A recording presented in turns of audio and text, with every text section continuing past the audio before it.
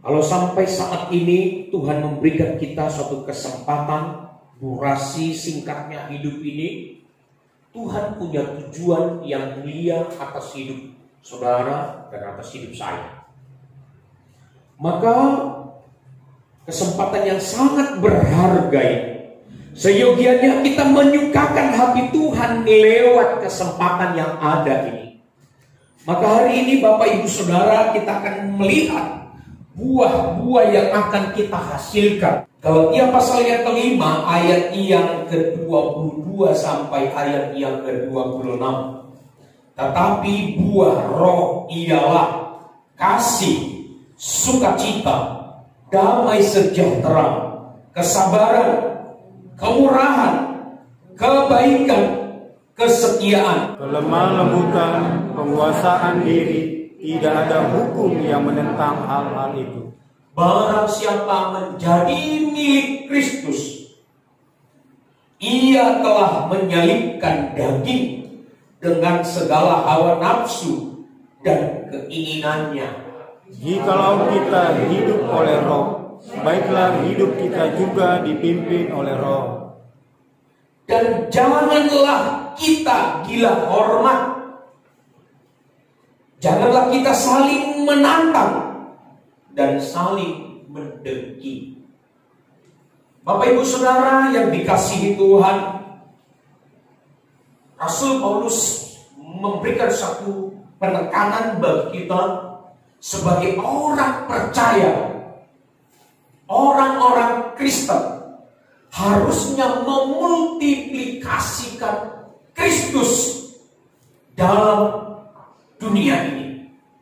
Maka orang-orang Kristen sebenarnya adalah multiplikasi dari Kristus di tengah-tengah dunia ini.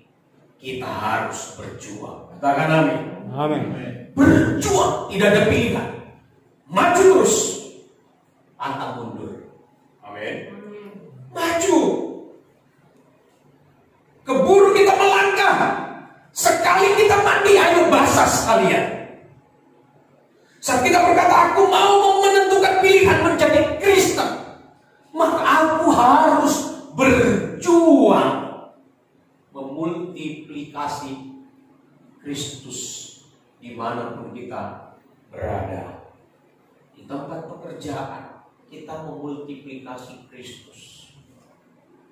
Di lingkungan kita berat sekali, yang notabene setiap saat mereka bisa menyakiti hati kita. Mereka bisa menyinggung ego perasaan kita ini. Namun ternyata Yesus menjadi teladan hidup kita. Dia harus menjadi tuntunan, menjadi sesuatu yang agung, yang mulia, yang kita permuliakan lewat perangai hidup kita. Maka Bapak Ibu Saudara, berat. Kalau orang bilang menjadi Kristen gampang, sulitnya minta ampun. Nggak tahu, mereka nggak jujur kali. Atau saya aja sulit. Sulit Bapak Ibu. Itu sebabnya Alkitab menegaskan di ayat ini sebelum kita bahas ke atas.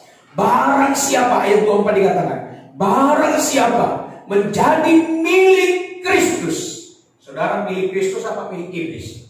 Kristus. Milik Kristus kita. Barang siapa menjadi milik Kristus, kita milik Kristus. Amin.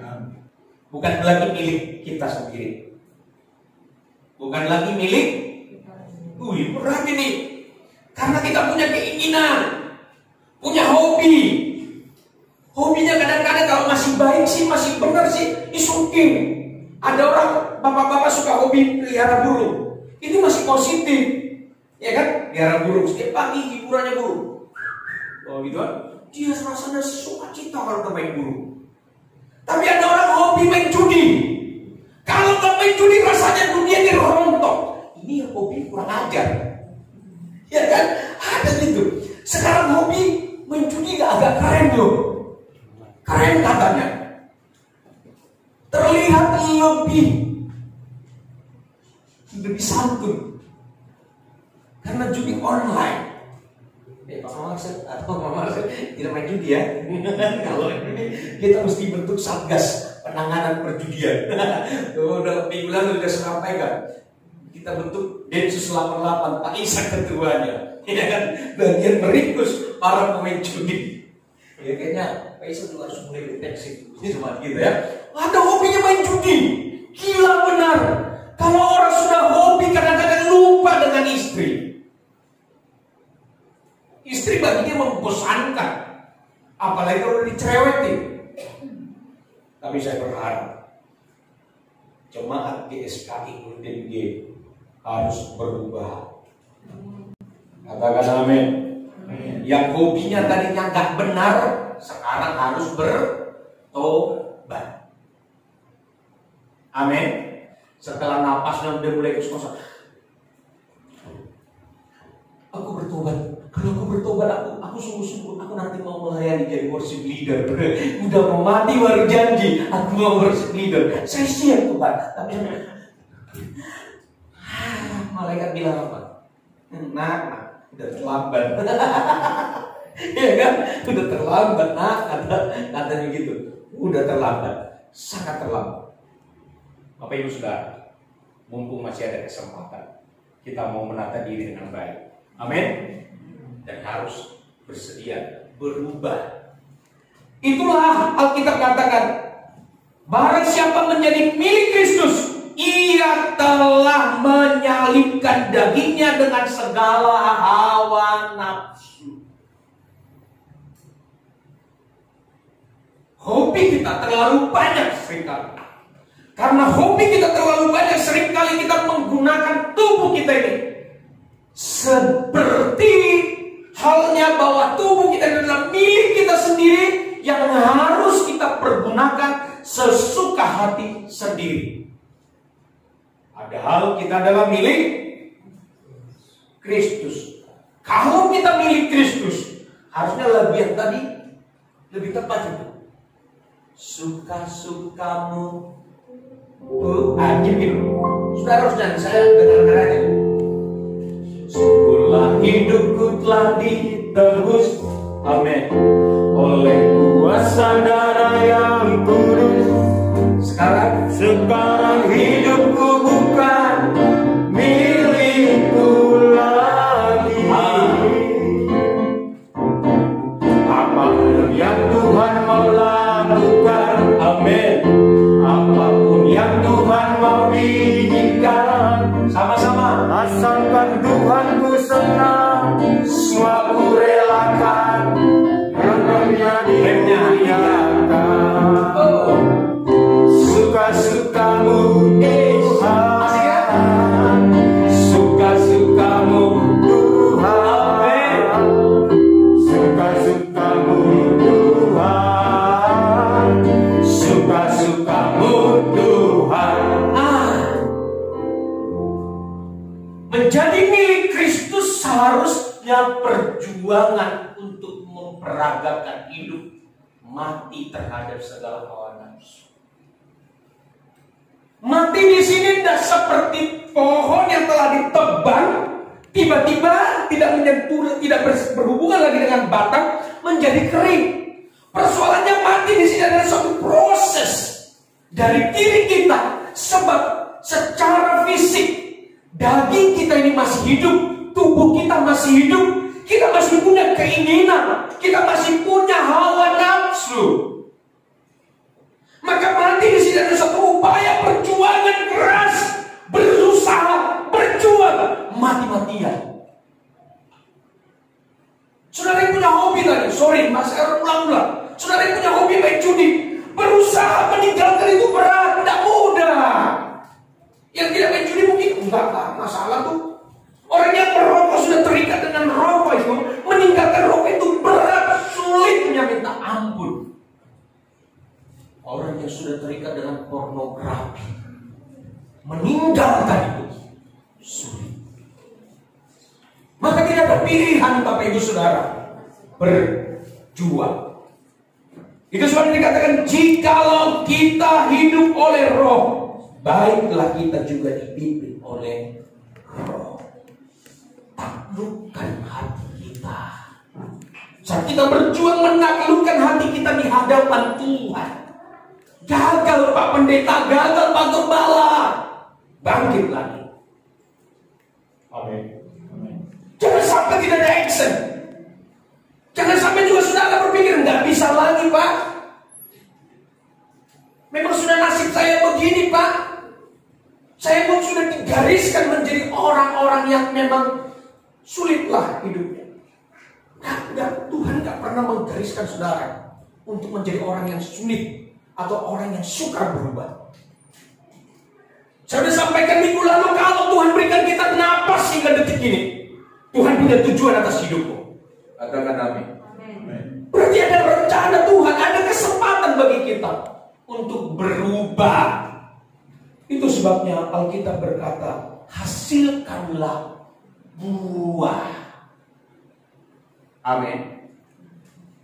Hasilkan buah.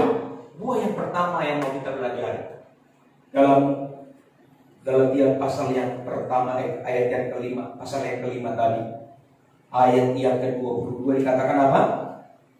Tetapi buah roh ialah, pertama dulu, buah roh ialah kasih. Satu-satu kita akan bedah sampai tuntas ini. Buah yang harus kita hasilkan sebagai pengikut Kristus, yang pertama adalah kasih.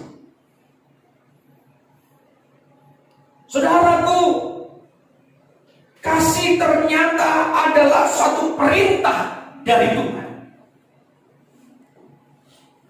Tuhan memerintahkan kita untuk mengasihi. 2 Yohanes 1 ayat yang ke-6. Dan inilah kasih itu, yaitu bahwa kita harus hidup menurut perintahnya. Dan inilah perintah itu, yaitu, baca sama-sama 2, 3 ya, bahwa kamu harus hidup di dalam kasih, sebagaimana telah kamu dengar dari mulanya. Kasih yang mau kita hasilkan. Kasih itu adalah perintah Tuhan. Maka kita dipanggil untuk mengasihi. Alkitab juga menjelaskan, kasihilah Tuhan Allahmu dengan segenap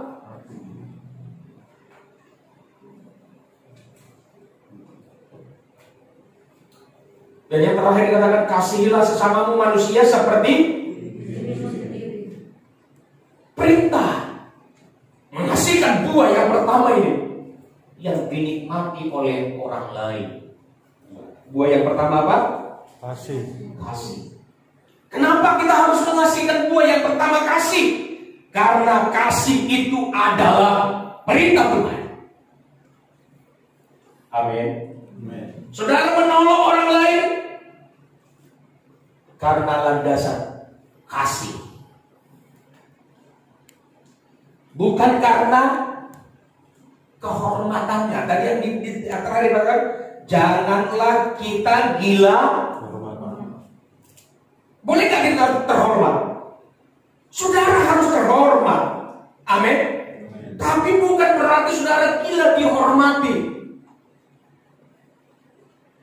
Saya sebagai gembala, kalau saya gila hormat tuh repot juga.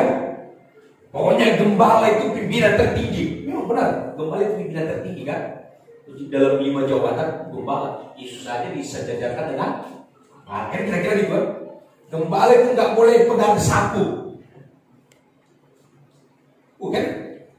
Pokoknya setiap jemaat panggil gembala harus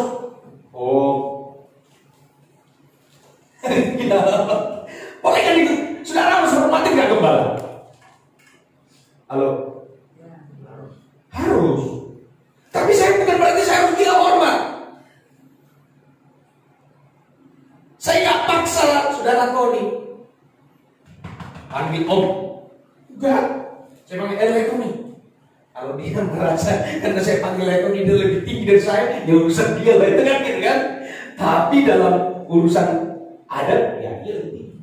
Tapi kalau urusan rohaniat, tatanan struktural gereja, saya gembalanya kan gitu kan. Tapi bukan berarti kita harus gila hormat. Bukan berarti saudara harus gila hormat. Nah, apa yang kita kerjakan, apa yang kita peragakan, satu tujuan, karena kasih. Amin.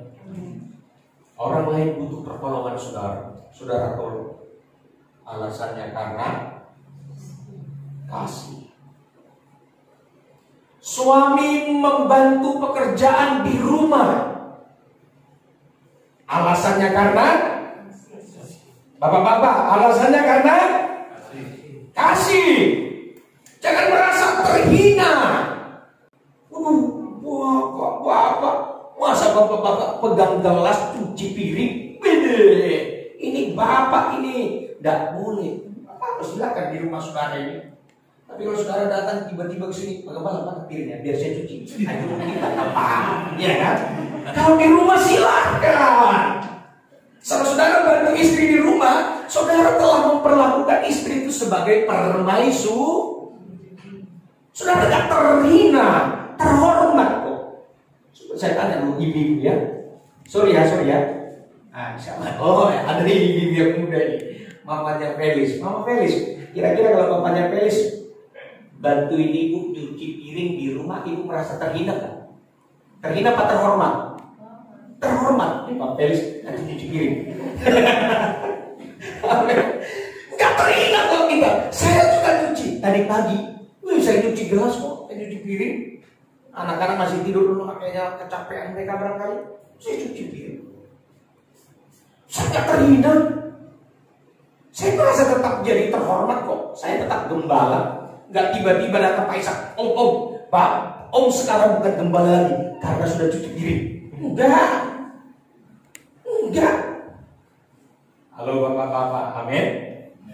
Lakukan dengan tulus karena kasih. Guys, mamanya Felis asik di gembala gitu. Ya mamanya Felis nyuci piring, dia penting nyuci pakaian sekalian. Haleluya. Iya, tapi kalau sekali cuci pakaian nggak apa-apa juga, Pak. Amin. Bapak-bapak masak ke dapur, emang terhina enggak? Terhormat kok. Di kampung kami ada anak-anak kata udah nggak pakai celana gitu, anak kecil gitu. Mana mamanya? Padahal dia bapaknya. Mana mamanya nih? Mamanya di mana? Mamanya. Dari pakai celana ini. Apa susahnya?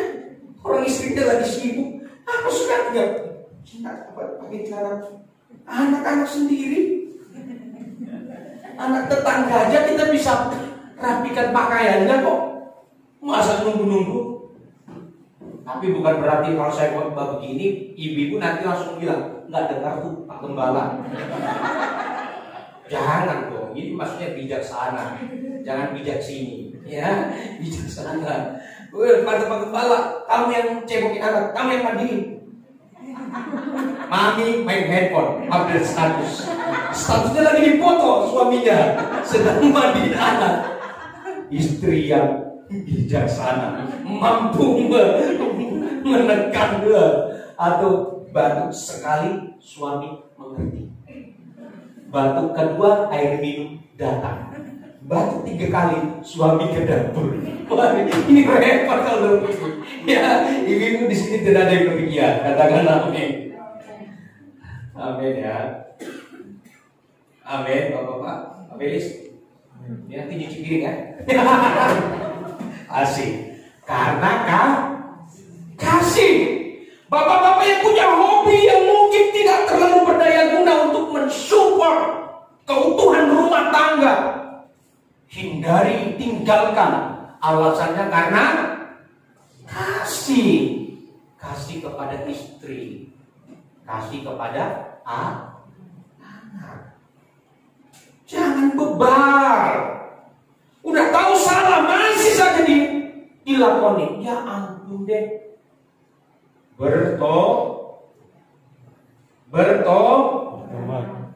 Amin. Kasih itu adalah perintah. Saudara harus mengasihi. Amin. Harus mengasihi. Ibu-ibu sekarang. Ibu-ibu, hidangkan makanan karena kasih. Hormat tetap kepada suami walaupun suaminya mungkin agak sedikit tidak menyenangkan kata-katanya, tetap hormat. Hormatnya itu karena alasan kasih. Anda udah lakukan? Jadikanku pelangi indah di dunia.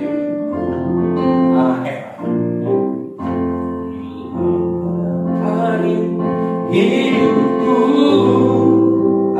Coba munculkan.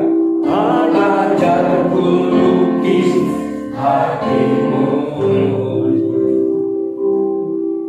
dengan ucapan dalam perbuatan seperti surat yang terbuka, bagaikan merdu simfoni, bagaikan merdu simfoni,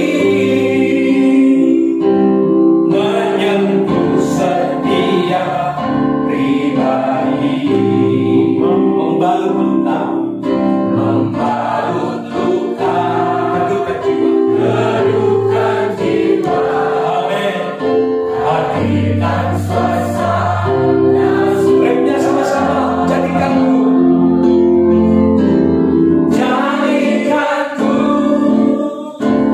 pelangi indah. Di mana? Di langit hidup sesamaku. Sekali lagi, jadikanku hujan berkah di ladang hidup sesamaku. Ibu-ibu menjadi pelangi indah bagi keluarga. Bapak-bapak menjadi hujan berkat bagi keluarga dan bagi orang lain. Amin.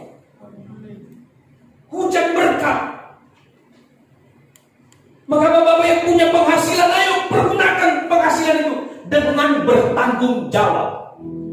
Tuhan mengajarkan kita untuk mengasihi pasangan, mengasihi keluarga, mengasihi orang lain adalah perintah Tuhan. Mengasihi Tuhan pun adalah perintah dari Tuhan itu sendiri. Saat kita berkata, aku mengasihimu Tuhan, dengan mudah kita berkata, aku mengasihi Engkau Tuhan, maka kita menuruti perintahnya, kita nurut apa yang Dia katakan. Pasangan muda-mudi yang lagi kasmaran, yang sedang hot-hotnya jatuh cinta, apapun yang dilakukan diminta oleh pacarnya, dia bela-belain. Antar dong, saya atau bang, paling udah capek, dia rela antar. Senyum dia manis. Tapi udah suami istri antar dong ke pasar, kan nggak bisa jalan sendiri. Bahkan ke pasar, banyak alasan. Istri-istri yang lain juga bisa sendiri kok. Kok kamu malah keterlaluan? Dan lo kok dibandingkan dengan istri yang lain yang merana menderita, harusnya dia kayak gitu ya. Itu karena apa? Kasih sudah mulai. Makanya bisa naik motor sendiri biar bisa mandiri. Alasannya begitu. Padahal karena sudah tidak ada lagi kasih, udah berkurang. Tapi tolong ya, ibu-ibu kalau nggak diantar suaminya, nih kan, Pak Gembala udah ngomong, lu nggak mau nganter gua kan, karena udah nggak kasih kan, berantem lagi gara-gara khotbah. Bukan gitu maksudnya. Ini satu satir lu gitu ya. Jangan gara-gara gitu nanti. Akhirnya suaminya mau kerja, mau nggak mau ngantar dulu. Akhirnya telat kerja, gara-gara ngantar kekasih. Sampai di kantor atau di tempat pekerjaan, bapak ngantar istrinya terus tiap hari. Minta gaji dari istri. Sekarang bisa dipecat. Harus tetap bijaksana. Amin. Tapi kalau masih di rumah asik megang handphone atau ngapain gitu, asik ngopi, nggak bisa sendiri. Anda aja sama-sama. Amin ya. Kasih adalah perintah. Yang kedua, kasih itu adalah pilihan saudara. Saudara berhak menentukan pilihan. Saudara mau mengasihi atau tidak? Pilihan. Buah yang kita hasilkan ini merupakan suatu pilihan. Mengasihi adalah pilihan dari kita. Mau memilih yang mana kita? Karena itu pun adalah pilihan. Saat mungkin saudara berkata, aku gak mau memilih Pak. Saudara telah memilih pun tidak memilih.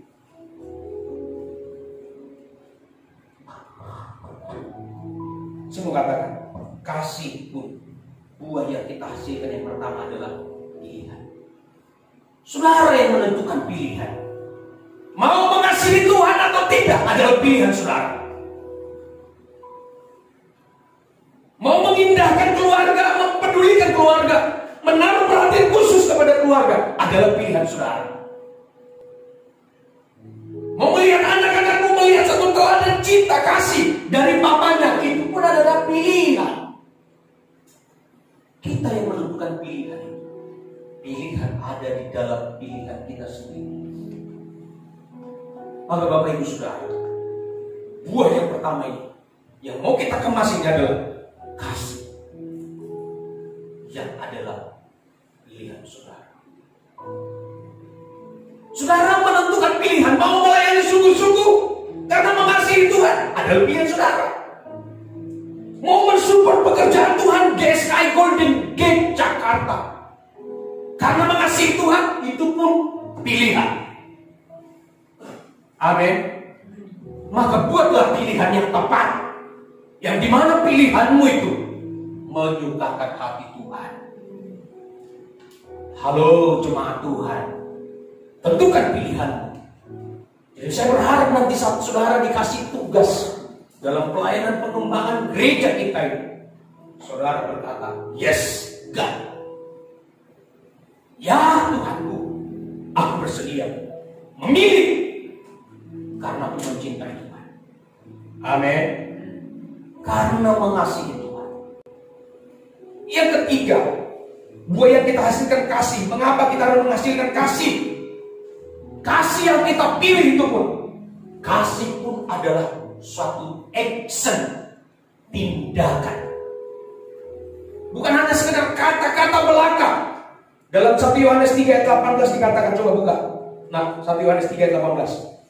Anak-anakku, marilah kita mengasihi bukan dengan perkataan atau dengan lidah, tetapi dengan perbuatan dan dalam kebenaran.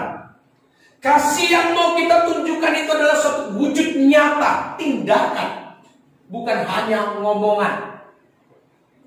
No action, talk only. Hanya bicara, tidak ada tindakan. Kalau saudara berkata, aku mengasihimu Tuhan, sama seperti lagu I love you Jesus, deep down in my heart. I love you Jesus, deep down in my heart. Aku mengasihimu Yesus, sangat dalam di hati saya ini. Itu ada tindakan nyata. Bukan hanya sekedar ngomong, nyanyi, pintar berbicara, berkata-kata. Aku mengasihi Engkau Yesus dengan segenap hatiku. Ada satu tindakan yang mau kita peragakan. Katakan amin. Kasih adalah tindakan. Saudara berkata mengasihi Tuhan, ada tindakan nyata. Wujud mengasihi Tuhan seperti apa? Terlihat dari perbuatan saudara. Saudara berkata, aku mengasihi keluarga, aku mengasihi suami, aku mengasihi istri, aku mengasihi anak. Tindakannya nyata melalui perbuatan. Yang setuju katakan amin. Amin. Gitu.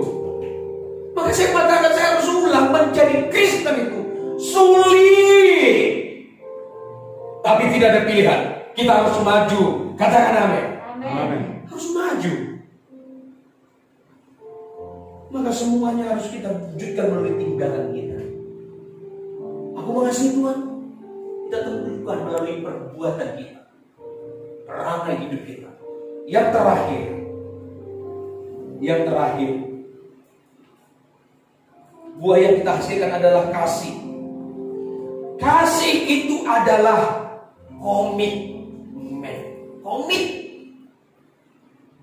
Saudara harus komitmen. Pasangan suami istri harus komitmen. Katakan amin ya suami istri. Komitmen mengasihi istri, komitmen mengasihi suami. Kasih yang tidak tandaskan pada istilah namanya if. Jika mami masih cantik, I love you so much. Aku tetap mencintaimu. Tuhan nggak seperti itu ternyata. Tuhan mengasihi kita bukan karena istilah jika. Jika kamu masih baik, masih cantik, aku cinta kamu. Udah, aku sayang kamu. Udah. Tuhan mengasihi saudara.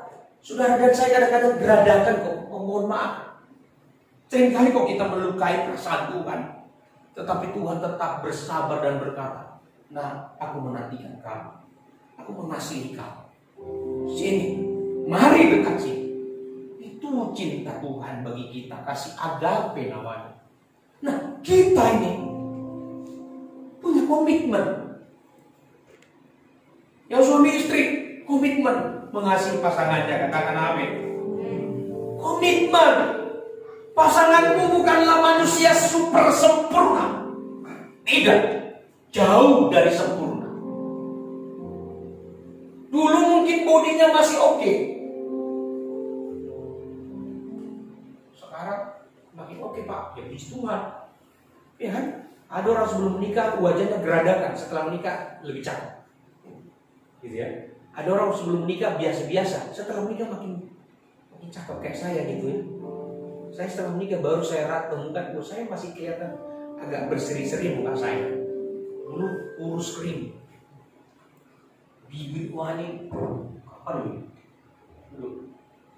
Setelah menikah dengan istri, saya berhasil agak gemukan, dan istri saya pun berhasil agak gemuk.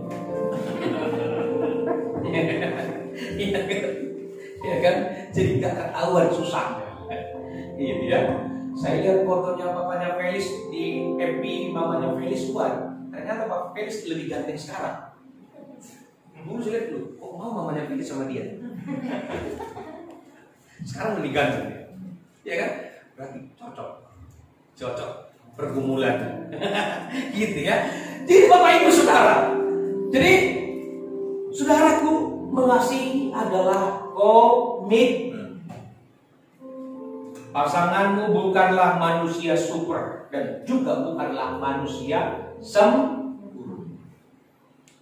Jangan ngomong didengar telinga saya lagi sebagai gembala yang membuat saya sebagai gembala susah. Dulu aja Pak Gembala dia langsing, sekarang gembrok Pak. Saya diri di sampingnya sudah seperti jangan ya, hargai dia, bantu dia mewujudkan semakin lain. Amin ya. Jangan begitu. Jangan komitmen. Apapun yang terjadi, komitmen. Sebab Tuhan udah bilang apa? Barang siapa yang dipersatukan oleh Tuhan tidak boleh diceraikan oleh manusia. Boleh. Apalagi mikir-mikir gimana ya? Gitu ya. Yang ibu-ibu mikir, terus nyesal saya menerima dia.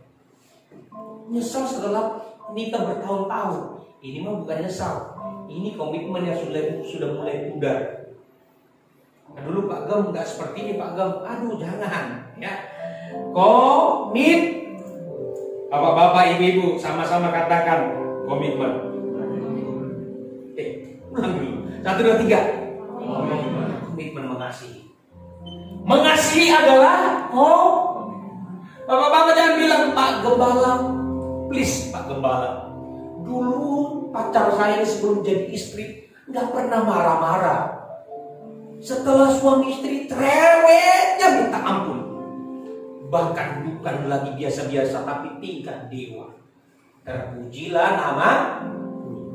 Cerewetnya itu seperti yang saya sampaikan, cerewetnya itu mengasah saudara supaya saudara semakin tajam untuk membuktikan cinta saudara, untuk memperagakan Kristus nyata dalam hidup keluarga saudara. Amin. Gimana memperagakan Pak? Kok saya menderita Pak? Dicerewetin terus Pak? Mungkin ya, mungkin. Tapi lewat cerewetnya itu sebenarnya kita membuktikan Kristus nyata. Jadikanku pelangi indah. Aduh tapi sakit Pak. Di ladang hidup sesamaku.